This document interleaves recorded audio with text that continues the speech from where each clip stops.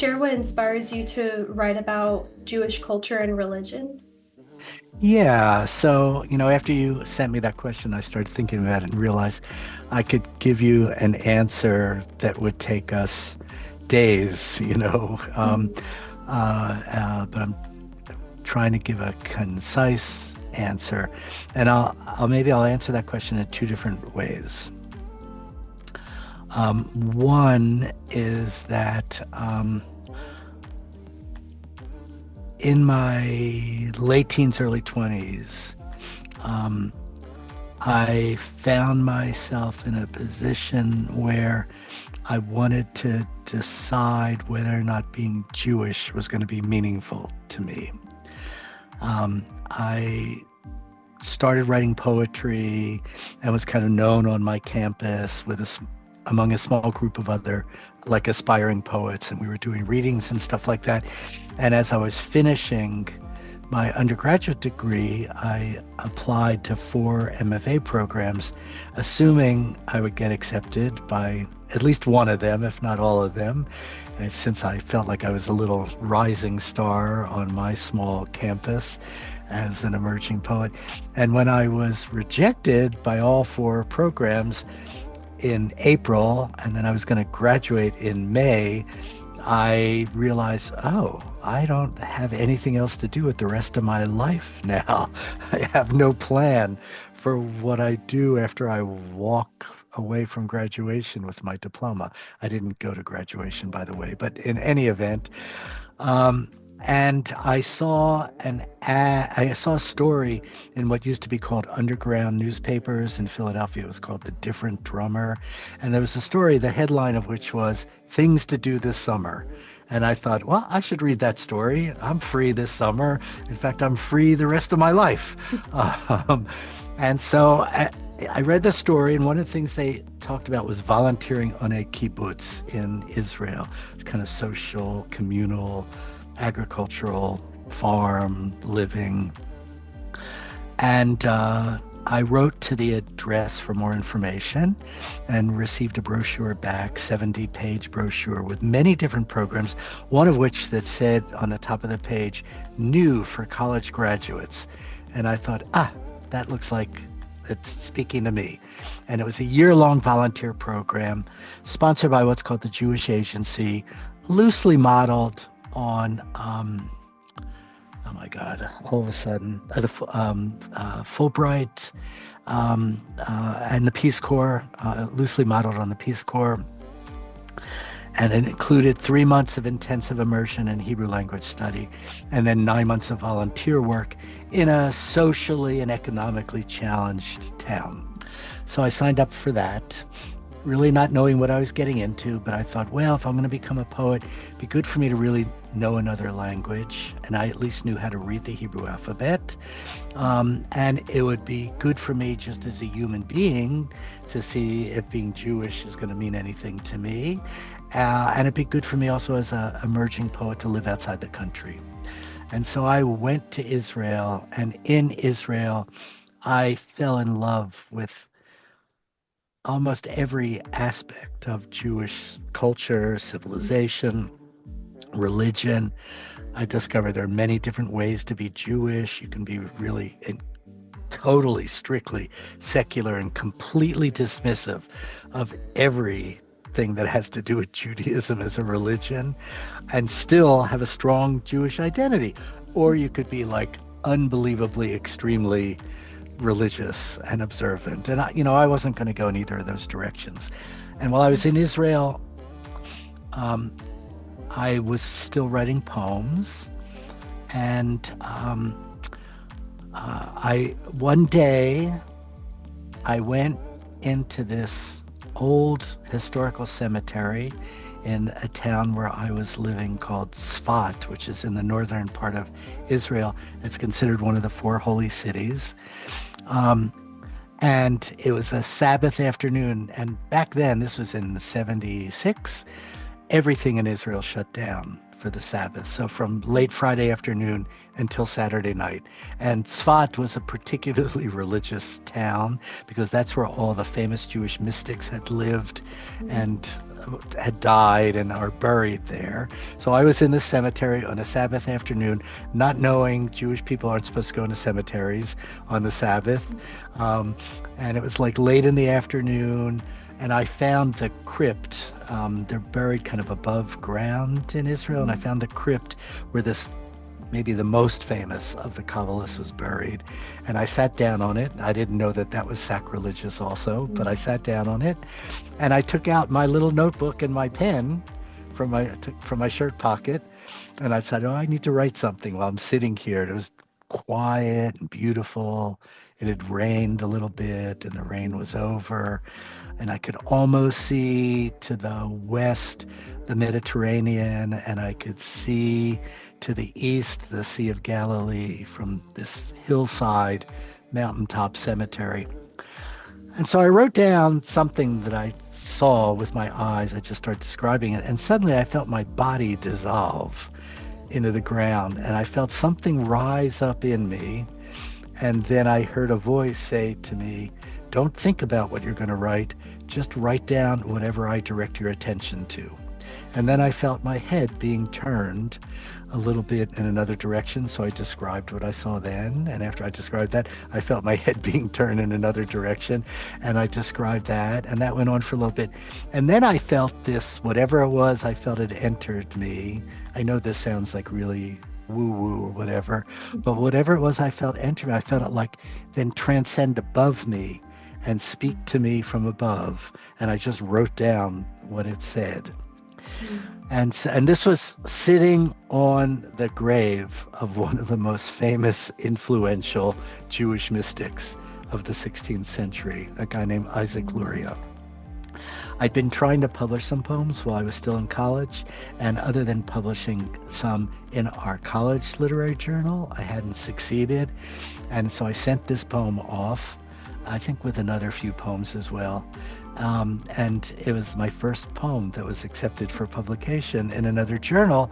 And I told my roommate at the time that I said, I have good news, Jeff. My poem has just been accepted for publication. And I had told him the story about writing that poem and what happened to me in the cemetery. And he said, without hesitating, of course, it's the first poem you had published. You didn't write it.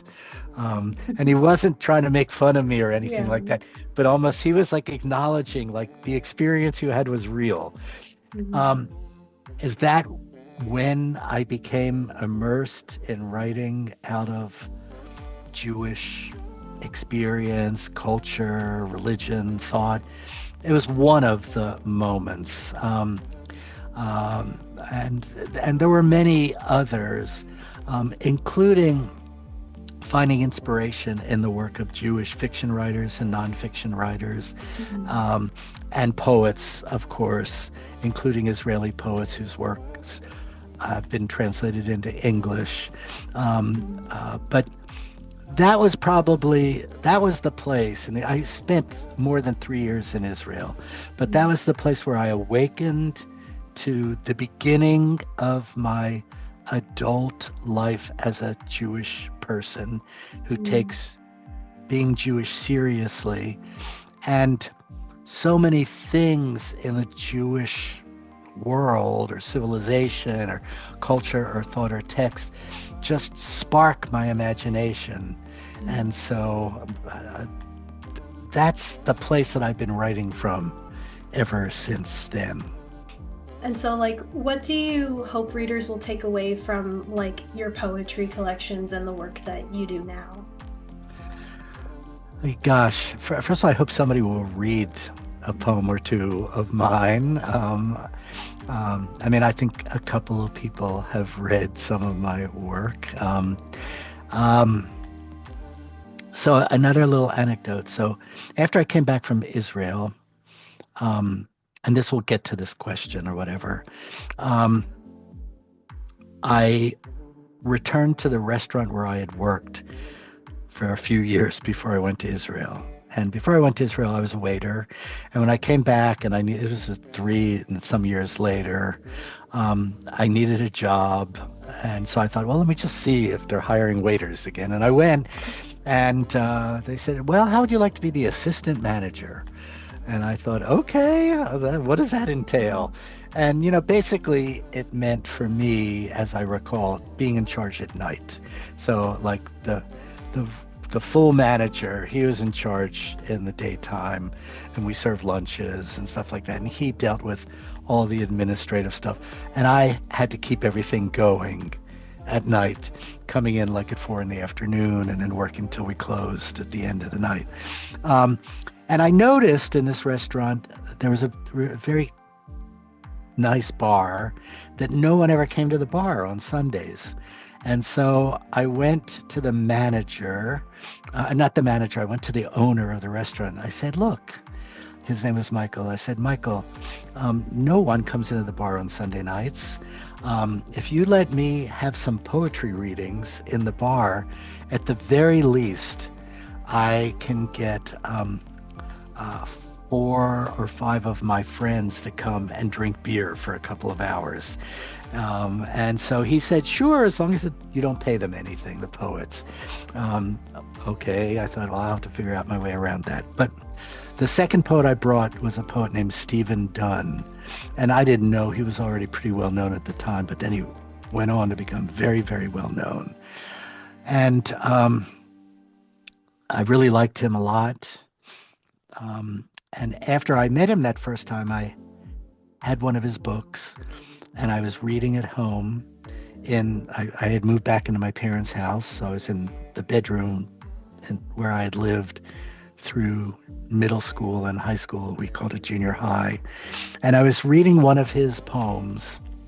And even though the specifics of the poem, whatever story or experience he was writing about, were nothing like the external specifics of my life, I felt like, oh man, he just spoke to something that I didn't know had been inside me and had been troubling me.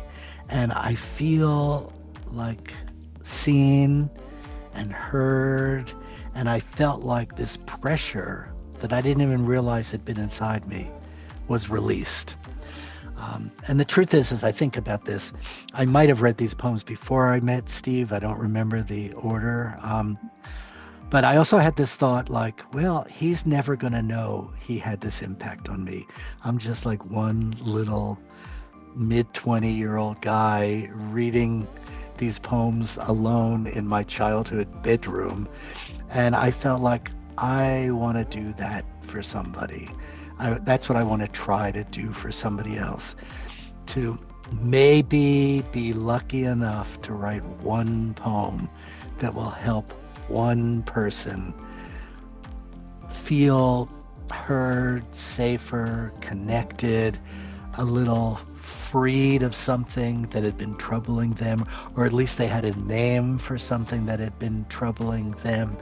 And I felt like, I'll never know if I have that impact, if one of my poems has that impact, but that's what I want to do. And I just have to write the best poems that I can write, and hope that happens, and trust that I may never know if it does.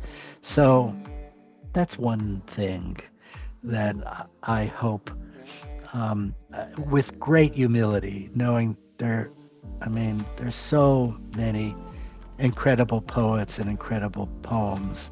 I don't know that I'll ever write a poem worthy of really helping somebody else out, but that's one of the things that drives me. And so then, what advice would you give to aspiring authors who want to write about maybe their cultural or religious heritage? Well, for one thing, I'd say don't be afraid of writing out of your cultural or religious heritage. There was a time when quote unquote religious poetry was kind of dismissed, as regarded as being sentimental, naive. And I think, I'm going to speak to the religious side more than the cultural side a little bit right now. But I think, many of the writers whose work I love, they don't write dogmatic poetry or prose. th- um, uh, they are engaged in very complex and nuanced ways with whatever religious tradition they come out of. Um, and so that if somebody wants to write out of their religious tradition, I would say, like, you have to have the courage to say things that might make you feel uncomfortable and might make other people who may know you in your community as a member of their church or mosque or Buddhist temple or Sangha or whatever like that, that might make them think like, wait a second, that's not what quote unquote we believe. And so you got to be really open to questioning and challenging the received beliefs that you have immersed yourself in, that are often very helpful. But then as an artist, you need to be willing to go beyond those. I once taught a class called Rewriting the Bible. I taught at UNC Asheville for a long time. And this was poetry writing, creative writing class. And so we would read biblical texts, and we'd then look at examples of poems that were written in response to, those same biblical texts or whatever. But then the invitation would be for the students to find some passage in the Bible that just kind of sparks their imagination and write a poem in relation to it, growing out of it, rewriting the story the way it's told. And I told them, I encourage them. Coleridge says, the English romantic poet Coleridge says that, like, you have to suspend your disbelief when you go to the theater and believe like you're seeing something unfold that's real life in real time. And I said, well, we need to do the opposite of that. If you have religious beliefs coming into this class, you need to suspend your beliefs and let yourself go wherever these stories lead you. And then I said, if you write something that you think is going to get yourself in trouble, you don't ever have to show it to anybody, including to me. Just write it because it's in you. You had your imagination led you there. Go for it. And then this is an old-fashioned metaphor. So just keep it in the drawer, or now with a computer, just don't print it, and don't share it on social media or whatever. No one ever. And if you really need to, just delete it. I wouldn't have the guts to do that myself if I wrote something that I really liked, but I was afraid to share it with others. And so and the truth is, even if you're writing out of certain specific cultures, there are cultural norms, conditioned ways of thinking from within the context of a given culture, and that you really have to be open to going beyond those norms, not just for the sake of going beyond them, but when something in your imagination is calling to you, you need to let it lead you. Even if it results in your saying some things that make you uncomfortable and might make others uncomfortable. So that's one little bit of advice that I would offer to a younger writer. And so is that something that, like, you've had to navigate yourself as you've, like, written your work? No one's ever asked me that question. I'm sure I have.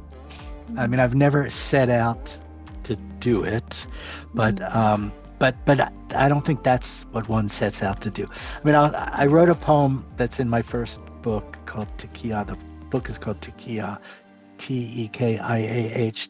Tampa publishes it, called The Good Jew. And I wrote it in the voice of a Jewish person who was basically confirming to non-Jewish readers, anti-Semites in particular, that the Jews have a plan to take over the world, and that Jewish people are controlling your money, and Jewish people are controlled. And I meant it to be like ironic, satirical in a way. But it occurs to me that somebody could read that and think, see, here's proof. This guy said it right in this poem. I mean, I hope no one will ever misread it. I mean, I hope Mhm. I've written it in a way that would signal to a reader, no, this is not meant to be taken literally. It's kind of meant to point out a little bit of the absurdity, the danger of holding on to these anti-Semitic, hateful, distorted beliefs. And I didn't feel like I was taking a risk in doing that. I felt like I just have to write this poem, period. Mhm. And um, and I didn't know that that's the poem I was writing until I Mhm. got into it and realized it. In the back of my mind, it was based on a famous forged anti-Semitic document called the Protocols of the Elders of Zion that was produced by the secret police in Russia at the end of the 19th century, and then continues to be reprinted and published. And then Henry Ford, of Ford Motor Company, like he reprinted a fair amount of the Protocols of the Elders of Zion in a newspaper he owned in Detroit called the Dearborn Independent, and this was in the 1930s. And it was pretty outrageous and dangerous that he did it. So anyway, so my poem was a little bit saying, yep, the Protocols of the Elders of Zion, they're true. I'm here to tell you. I'm gonna disclose our secret. So yes, I have had to do it, and I'm willing to keep doing it. And the truth is, sometimes when I go beyond conventional ways of thinking, seeing, being, feeling, I actually discover things that actually help me as a Jewish person and deepen my connection. And just to give you one other like little example from the rabbinic tradition, the rabbis wrote all these incredible stories based on the Bible that they say are interpretations based on what's in the text, including, I don't know if you know the story about Abraham binding Isaac, and Yeah. because God says, sacrifice your son, your only son, the one that you love, and Abraham heads out to do it, and it's read as a test of Abraham's faith. And then at the last minute, suddenly an angel stops Abraham's hand when he's just about to, Mhm. you know, stab Isaac or cut his head off or what he's about to do. And then, the angel says, no, no, no, I know now you listen to God. Look Mhm. over there, listen in the bushes. And he finds this ram and sacrifices the ram instead. But the rabbis themselves, some rabbis, old rabbis, retell that story and say, no, actually, Abraham did sacrifice Isaac. Mhm. Now, I don't remember the story fully enough to know what the teaching is that they derived from that and Mhm. where it came from, but the rabbis have incredible imaginations. I mean, Mhm. they see it all in Mhm. the act of being seriously and deeply engaged with the study of the sacred text of Torah. Um, um, and they ground their readings in what they call proof text. Like here's the evidence in the text Mhm. itself. So I should only have an imagination as alive and vivid and daring as some of those ancient rabbis. Actually, saying this right now is giving me something to aspire to Mhm. in the coming years of my writing life. Can you share a bit about like any upcoming projects or the direction that you want to take in the future? Yeah, I retired from full-time teaching July 1, 2021. So 3.5 years ago now. And I've had a lot more time to write. And I'm pretty far along in two projects. One, I hope, will be my next book of poetry, and one will be a collection of some of the hundreds of essays, short essays, Mhm. 1,000 word, 1,200 word essays I've written over the last 12 or 15 years. Mhm. And the poetry manuscript that I'm working on, um, it's mostly consists of poems exploring the life and experience of a character that I am calling the loneliest monk. And I'm kind of making up this character who has some monk-like qualities to the way he lives, and also happens to be lonely. Um, and I'm exploring his past, his present, his thoughts about the future. And that manuscript is getting pretty close to being ready to start showing around and seeing who might want to publish it. And the other project, I've written essays for the last 15 years that are about poetry, about spirituality, about Jewish life, about teaching, all about family. There's memoiristic things in it, all intertwined. I mean, some lean more heavily in one direction or another. I've been writing them first for Image magazine, their blog, and now I'm writing them for Slant Books. And so I'm in the process of taking some of the strongest of those that can fit together and then trying to publish them as a book of collected essays. So, and then I have other poems that are probably not going to fit into this next collection of poetry. So, but those are the two things that I've been working toward for the last couple of years, and I'm getting really close now, and hopeful I'll finish the manuscripts up soon and hopefully find people willing to publish them.